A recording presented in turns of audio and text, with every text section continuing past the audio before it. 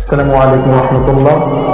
রমজান মাসের শুরু থেকে নিয়ে এই পর্যন্ত মাশাআল্লাহ অনেকগুলো প্রশ্ন আসছে। আমি এখন পর্যন্ত কোনো প্রশ্নের উত্তর দিই নাই।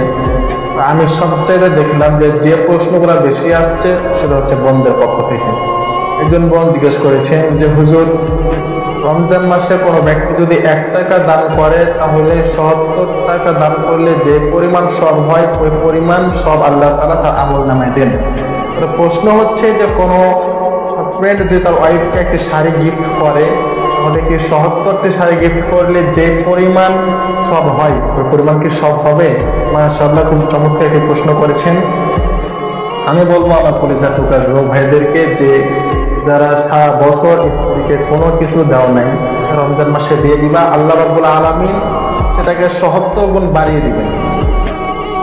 তো উত্তর হচ্ছে যে কোন হাজবেন্ড যদি তার ওয়াইফকে এই রমজান মাসে একটি শাড়ি গিফট করে তাহলে আল্লাহ রাব্বুল আলামিন ৭০টি শাড়ি গিফট করলে যে পরিমাণ সব হতো সেই পরিমাণ সব সে হাজবেন্ডের আমল নামে আল্লাহ রাব্বুল আলামিন দিয়ে দিবেন।